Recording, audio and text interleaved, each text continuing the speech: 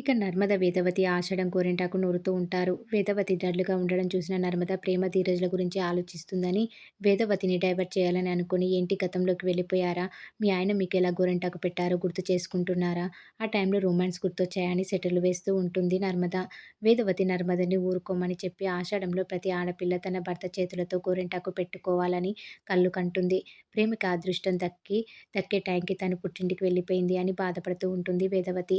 ఇక ధీరజ్ ఆ మాటలు కాస్త దూరం నుంచి విని బాధపడుతూ ఉంటాడు. ఇక ఆ మాటలు విన్న వల్లి పొట్టి మిరపకాయ కాపురం అయిపోయింది. ఇక ఈ గవర్నమెంట్ కాపురం కూల్చేస్తే నా పగ పూర్తిగా చల్లారిపోతుంది అని అనుకుంటూ ఉంటుంది నర్మద గురించి వల్లి. ఇక మరోవైపు చందు రైస్ మిల్ లెక్కలు చూసుకుంటూ ఉంటే వల్లి గోరింటాకు తీసుకొని చందు దగ్గరికి పాట పాడుకుంటూ వెళ్తుంది. అసలే కోతి, పైగా కల్లు తాగింది అని ఊరికే అంటారా అని వల్లిని అంటూ ఉంటాడు చందు.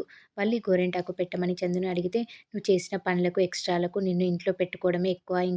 ఇంకా ఇలాంటివి కోరుకోకు" అని తిడుతూ ఉంటాడు వల్లిని చందు. దానికి వల్లి, "ఈ మాత్రం దానికి మీరు నన్ను దూరం పెడితే మీ నాన్న కూడా మీ అమ్మని దూరం పెట్టాలి. సాగర్ కూడా నర్మదని దూరం పెట్టాలి" అని అంటూ ఉంటుంది వల్లి.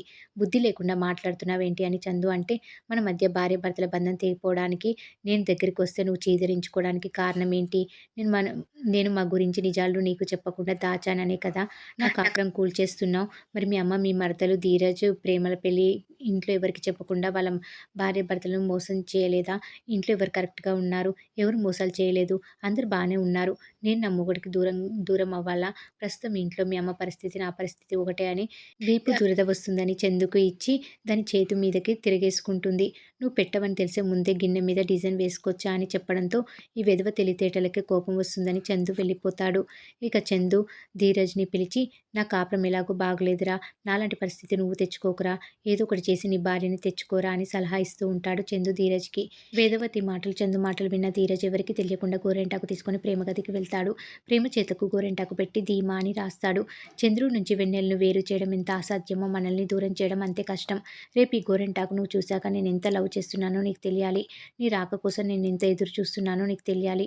నువ్వు మన ఇంటికి రావాలి" అని అనుకుంటూ ఉంటాడు ధీరజ్. ఇక మరోవైపు భద్రవతి ఉదయం కాఫీ తాగుతున్న మేనకోడలు చేతికి గోరింటాకు పెట్టి తన్ని దగ్గర చేసుకోవాలని అనుకున్న ఆ ధీరజ్‌కి ఆ ఇంటి వాళ్ళకి ఇంకొన్ని నిమిషాల్లో షాక్ ఇస్తా, వాళ్ళ ఆశల్ని ఆవిరి చేస్తా అని అనుకుంటూ ఉంటుంది భద్రావతి. ఇక ప్రేమ కోపంగా కిందికి వచ్చి గోరింటాకు ఎవరు పెట్టారు అని అరుస్తూ ఉంటుంది. "ఎవరు? మేం పెట్టలేదు" అని అంటారు. "మన ఇంట్లో ఎవరు పెట్టలేదు అంటే ఖచ్చితంగా ఆ ధీరజ్ పెట్టుంటాడు" అని భద్రావతి అంటుంది. ప్రేమ షాక్ అయిపోతుంది.